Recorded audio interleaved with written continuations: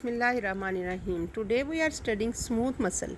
Smooth muscle, how it is different from skeletal and cardiac muscle, and what is the mechanism of action potential in smooth muscle.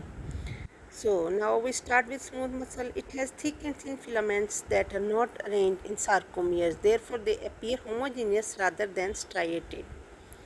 So in smooth muscle, this muscle is not striated like skeletal muscle. Types of smooth muscle are three: multi-unit, unitary, and vascular smooth muscle. Multi-unit smooth muscle is present in the iris ciliary muscle of the lens and vas deferens and behaves as separate motor units, has little or no electrical coupling between cells, is densely innervated, controlled by neural innervation autonomic nervous system.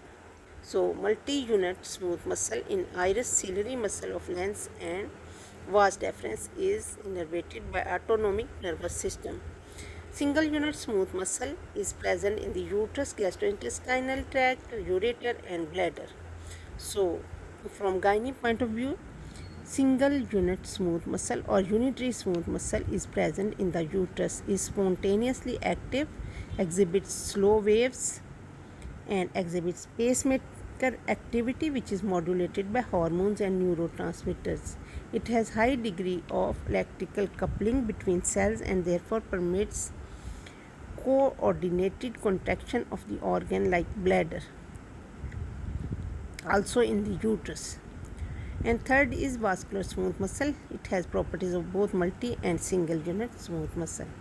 Steps in excitation, contraction, coupling of the smooth muscle.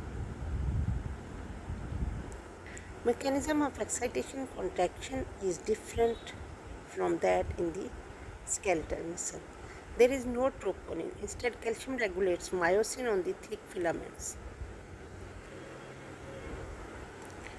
Depolarization of cell membrane opens voltage gated calcium channels and calcium flows into the cell down its electrochemical gradient, increasing intracellular calcium.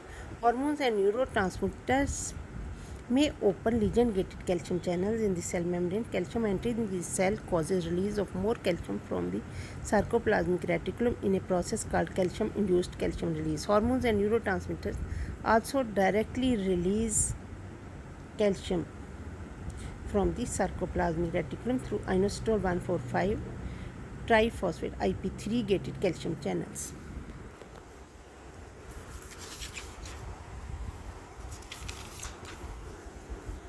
And this is shown in this figure. In this figure we can see depolarization, hormones or neurotransmitters, they all open voltage gated calcium channel, calcium release from SR, calcium induced calcium release from SR, increased calcium calmodulin, and then increased myosin light chain kinase, and phosphorylation of myosin light chain, increased myosin ATPase, myosin cross bridge cycling and tension.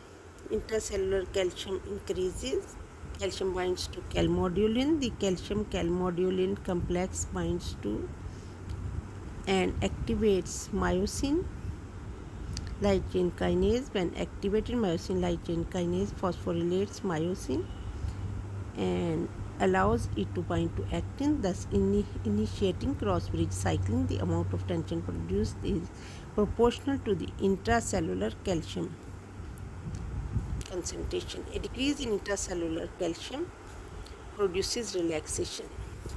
And here we end with the